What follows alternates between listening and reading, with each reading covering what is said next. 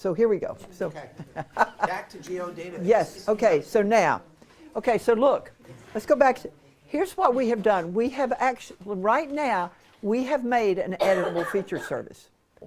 So I want you to go over here to the side where it says search, and I want you to type in create domain.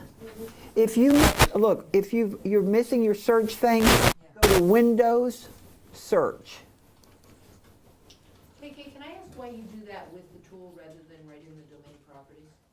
There's something about that other thing that when you do it through the properties like that, I've had so many people get so confused, that's just one of the things I've stopped doing. But there is absolutely nothing wrong with it. Paul will swear that it's easier. That's my coworker. I know you're saying right-click properties, is that what you said? Right-click properties, Yeah. the domain button. Just making, all right. Okay. Now, I will tell you this though. I do think if you do it that way, you have better luck with the remove domain tool, which I can never get to work. So you can, whichever one suits you. Okay, so we're going to type in create. Oh, I know another reason I do this too. I'm going to create domain, and we're going to pick that top one to bring the menu up.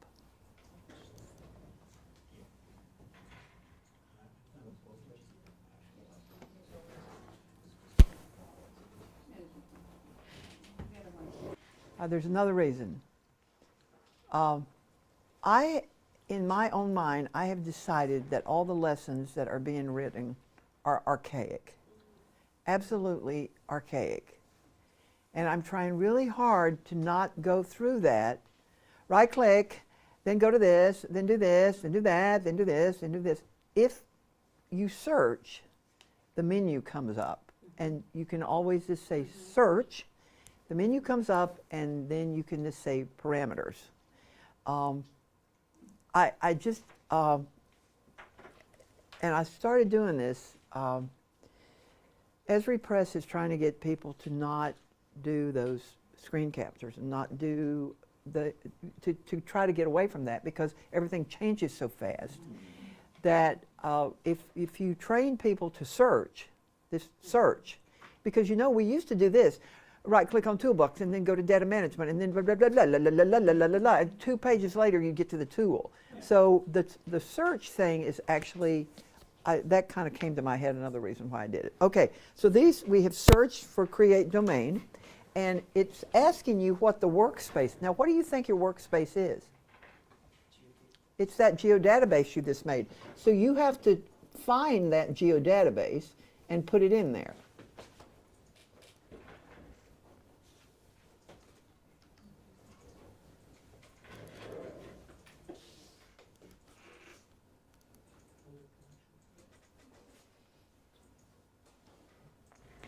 My philosophy was I named my domain the same thing as the field name. So I'm going to name this phone. And for description, I'm going to put type of phone. And it's going to be a text.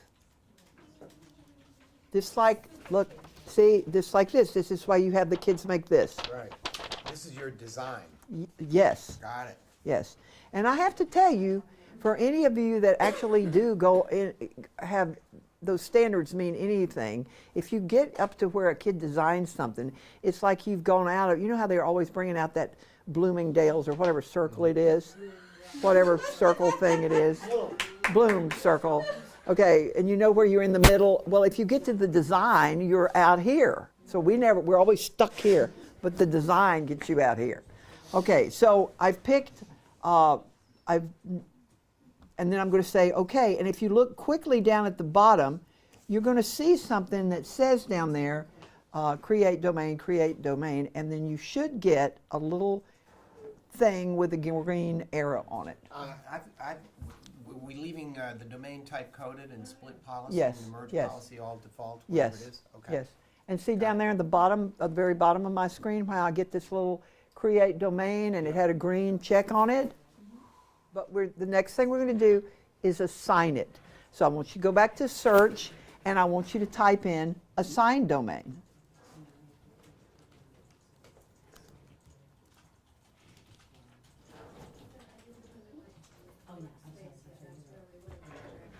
and you get the tool, you launch the tool,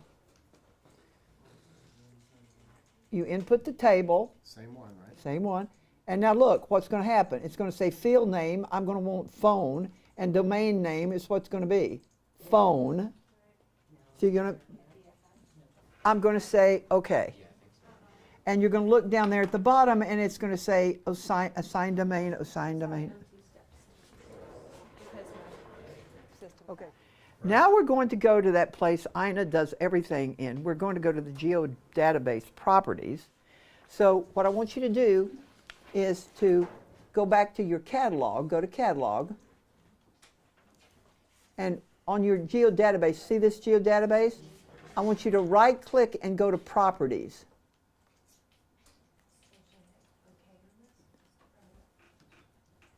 And what do you think you're going to click on up at the top?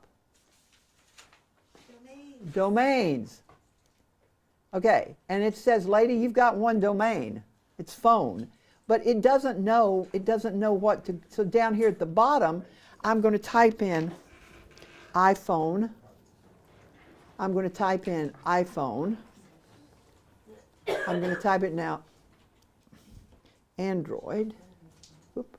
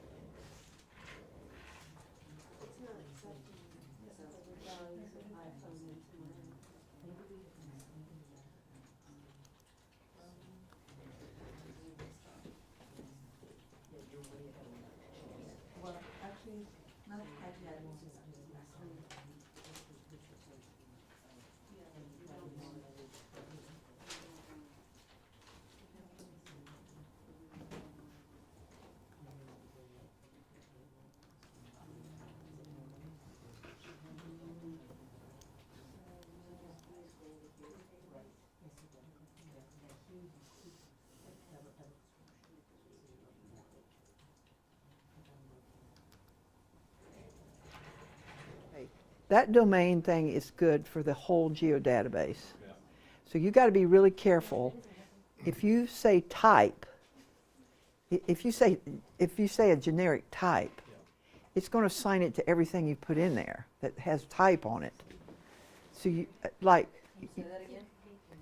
So if you say type and your options are coniferous and deciduous, but then you have another feature class that your options are gravel and dirt, it's going to make it be coniferous and deciduous. Yes. So only if you assign it to the substrate domain, yes or no? Only if you assign it to the substrate category? I don't think you should name type for both those things. I think you should name it tree type as a field. Gravel type. And I think you should name it surface as a field. And I think you should make those your domains. I think you're going to get in trouble if you want type to be both of those things. I think you're going to, it's not going to be able to do type, coniferous, deciduous, gravel, dirt on those two feature classes. Being the domain, type being the domain name. Yes, yes. You need to make a specific Domain name for each yes. different. Unique. Yes, Yes. yes. And I did that one time and I got so confused I had no idea what I was doing. Because it's that domain is for the entire geodatabase. So, KK, you were talking about deleting domains. So some of us that weren't paying as much attention as we should and clicked short integer, and so have a short integer for a phone type and it's unhappy. Is there a way to just delete that domain? Or are you saying you start the whole geodatabase over again? You may have better luck doing it on that properties thing. Okay. Yes. You will have better luck doing that. Because usually I just make like phone 2. Well, I've been up to phone 10 before. I mean, I will tell you though, it doesn't like it. It doesn't like it when you start messing with it. I mean, it says it will, but But then it doesn't. Yeah, we just had to delete it and do it again. But I did it in the properties, not, because. Not, because I, okay. Thanks. Because I wasn't paying attention. I Look, and I show you another page. I'm running for you, but So why don't you add a base map imagery? Right now? Yes.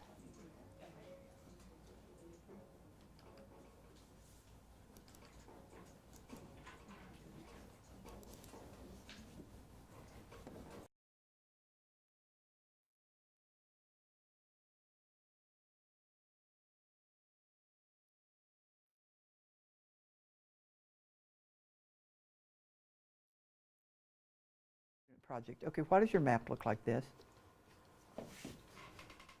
New Hampshire State Plane projection. Okay, this is the way this software works. The first thing that you put in that data frame is the projection that it gives it. And if you remember, what did we put our feature data set as? New Hampshire State Plane. And you know, every time we start these projections, everybody says, you have to explain to the teachers about projections. All of you all know what projections are. Some of you teach projections. What you don't know is the 970 ways that the software deals with projections. The first thing you put in the data frame is what it sets the data frame to be.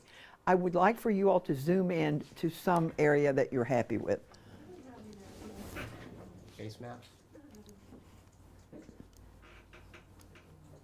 So where are we? Just north of, Give me a place. yeah, it should be right in here. There you go. Right here? Here's your track, here's the baseball field, yeah, we're right here, here's our building. Okay. Okay, good.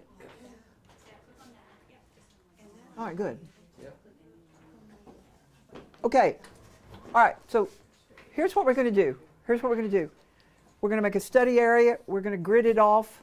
We're going to publish the grid. We're going to publish the study area, and we're going to publish this editable feature service. Okay? But see, now I've thrown things in here I wasn't supposed to do. Do you want me to do this, or do you want me to just stick to the editable feature service? Do this.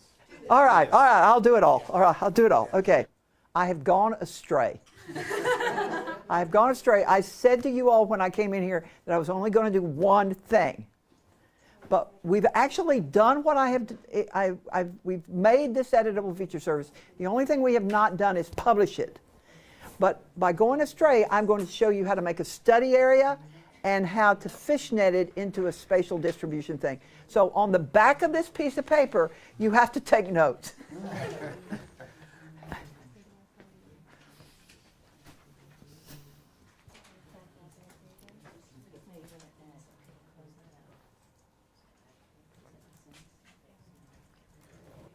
I want you to, I think I can actually show you some steps in this. So this one is going to be draw a graphic rectangle, and it's going to be convert to feature class. That's going to be it. Of course. Who would have thought of that? What?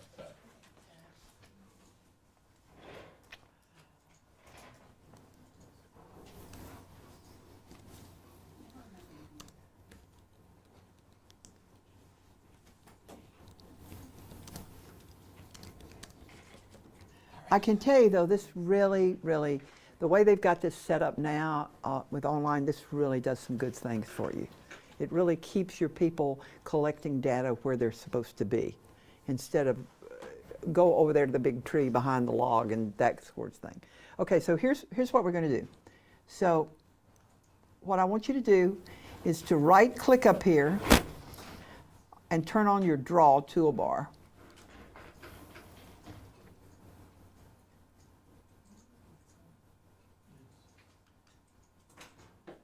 And now we can do anything you want. You can do a circle, you can do, I just want you to make a rectangle.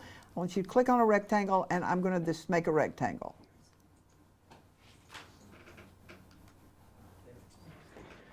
All right, now, this rectangle is dumb. It is a graphic. It knows nothing. It is absolutely idiotic, And besides all that, it can be deleted. It's a graphic. It has no sense.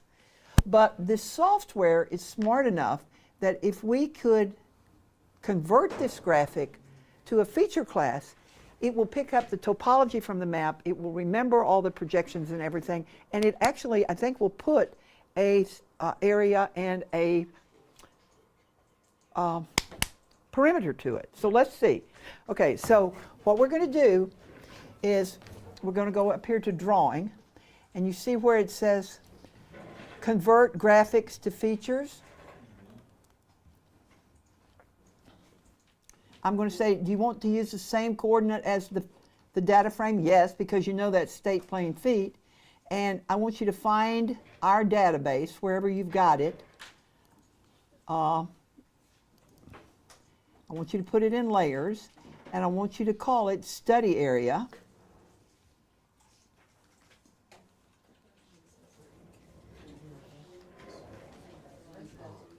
And then there's one thing, if you click this little button down here, this will delete the graphic when it makes the shape file. Kids, this is such a wonderful, let me just tell you why this is so wonderful.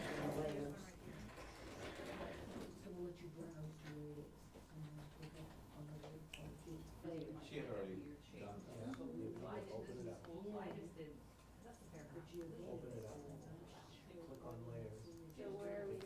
And that's because I went astray. Okay, so here's the deal.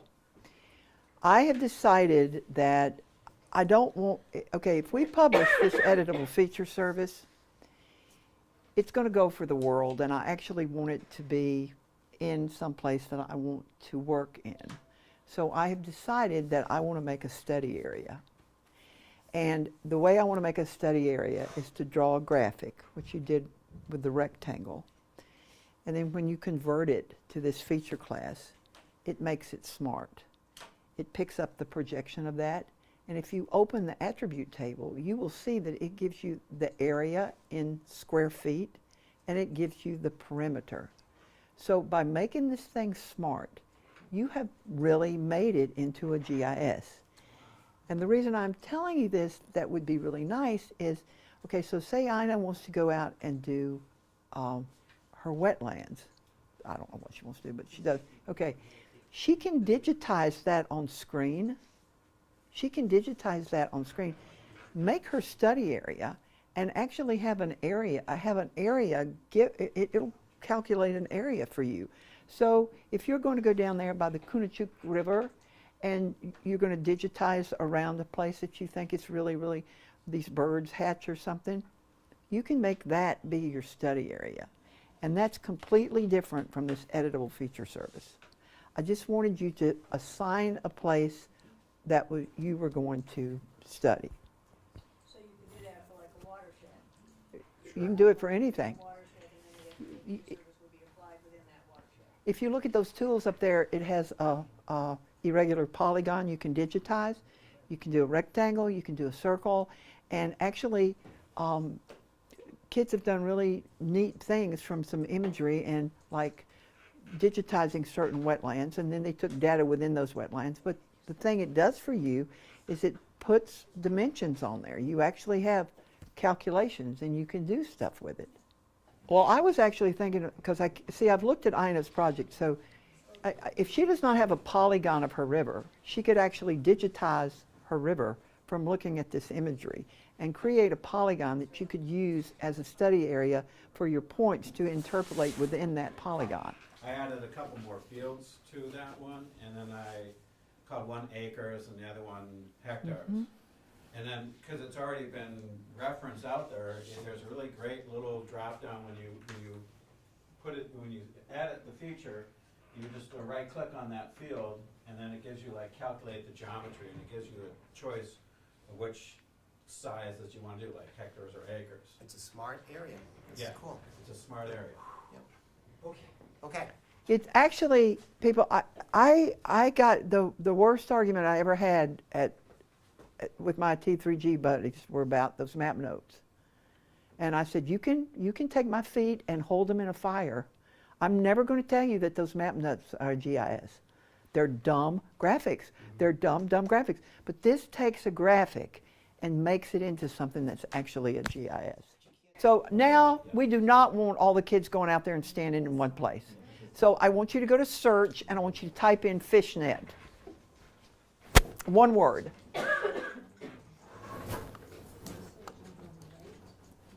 Fishnet, one word.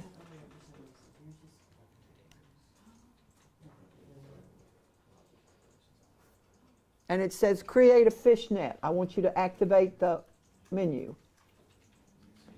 And for some reason, I have no idea. I have no idea how sometimes these menus ask you what to name it first, and I have no idea why it does this. But anyway, the first thing it asks you to do is it wants to know where you want to put it and what you want to name it. That it says what do you want.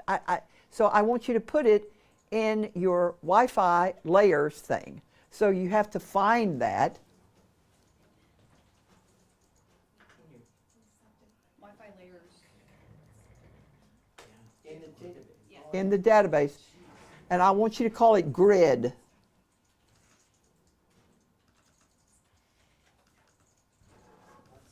That really does not make any sense to me, the way they do this, but they do it all the time.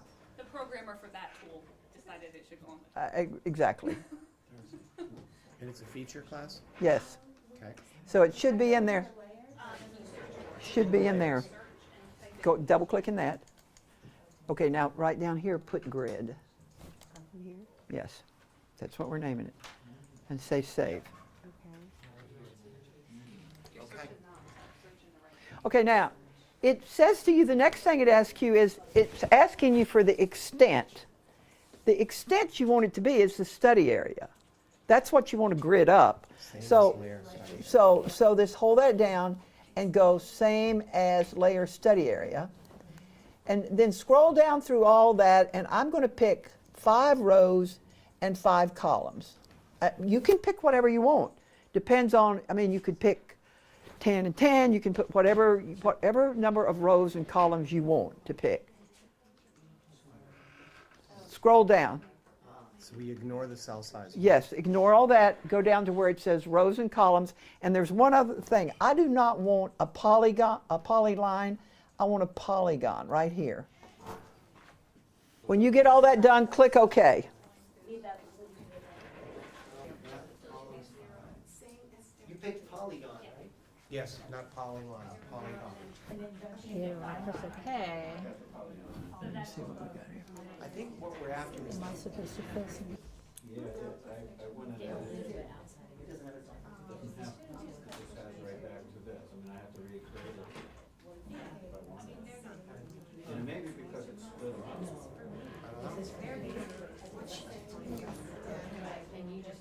I don't know why. Oh, that's so brilliant.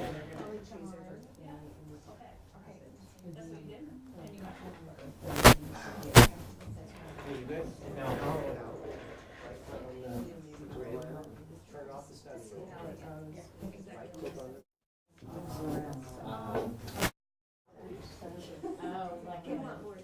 Symbology. And then display. I'm sorry. Kill this. I lied. Kill this whole thing. Double click on the green. Follow it. It's published on their phone, they can see where they're what? Walking around. So they have to, and you can also sit in here and say, okay, where do you go and where don't you? And then when you come back in, you have a good, what's the magic word? Spatial distribution of the data. I right click. On the grid label? No, take the grid label off and just do the grid. No. Okay. And then just do the grid. Yeah, and then make the grid hollow and that red, and then label it and, Label the features. yeah. The connection up here, you should use this little pull down and get the name of the service you're using. It should probably say something about New Hampshire. This is the reason you have this organizational account. It's so you can use ESRI Services.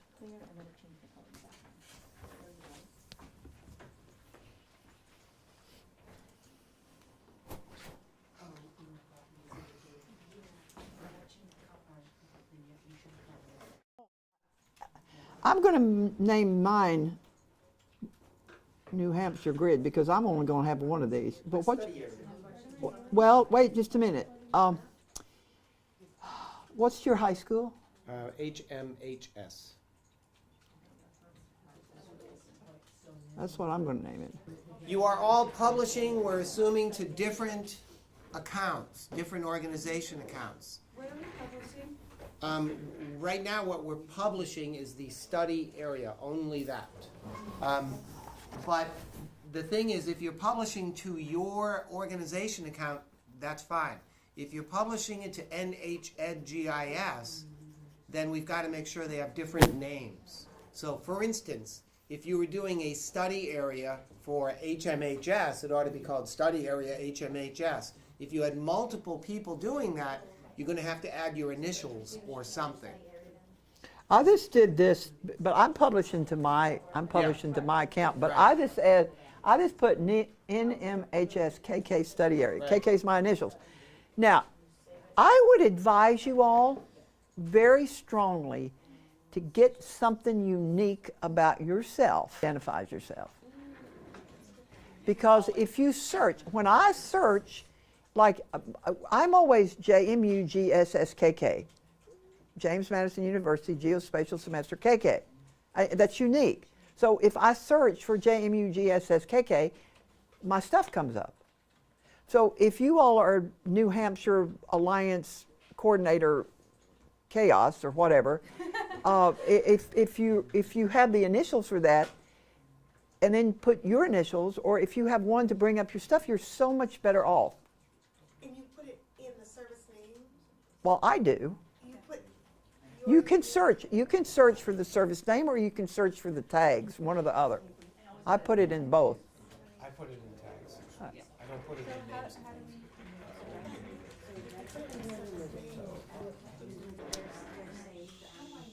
All right, now, if you look up here, under capabilities, if it is a vector, if it's a point or line or a polygon, you want a feature. If it's an image, you're going to want feature.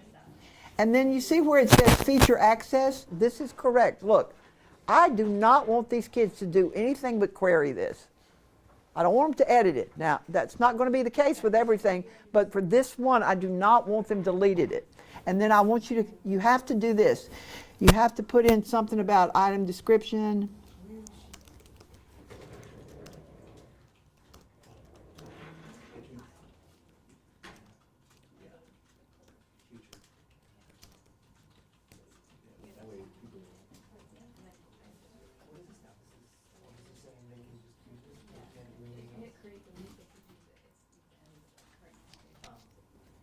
But if you are going to be doing that other one later on, you want to be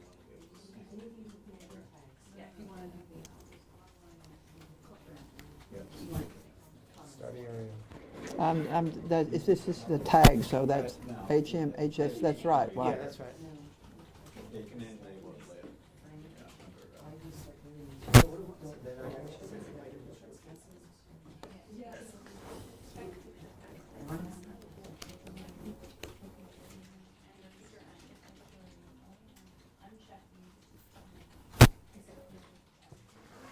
now, this is what I do. If you're publishing like a county and it's from ESRI Data and Maps, I put in here ESRI Data and Maps. If you're publishing something from, where did you say you got that NWI, the wetland, then you put that in here and give the people that you're using their data, give them credit for it. I want to share this with everyone because we're going to go outside and do it. And then, why am I going to be able to publish here? Where can I get it? Top right. That's refresh, isn't it? Up higher, you just don't see it. See, I can't move my thing. Can you move your screen down or smallerize your screen? So for you all up in the right-hand corner, there should be something that says publish. I would like for you to click on publish and let it work. Good job, Bob. Okay. Did we get it published? Okay. Let's see if we can do this before we get into the online stuff. Can you add the grid now and publish the grid? Try. Okay, I want you to remove this study area and add your grid and publish that. So when it says feature access now, you want to be sure you want them to be able to do every single thing with it. Your map, that looks good. I've told you all this. I've said that we're trying to do a platform. We've been on the desktop. Now I want you to go to the cloud. I want you to open your ArcGIS Online account. I want you to get an ArcGIS. I don't know whether you're in New Hampshire. I don't know what you're exactly in, but I want you to be in there. You could be in your school's NHEdGIS account, your school's account, or in NHEdGIS, whichever one. But sign into one of your online organization accounts. Okay, and just talk to me for a minute about these organizational accounts.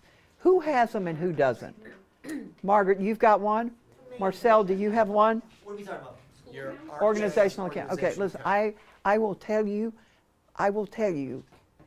flat out that the only way I learned to use an organizational account is if I got my own and it was mine and the only thing that was in that was mine.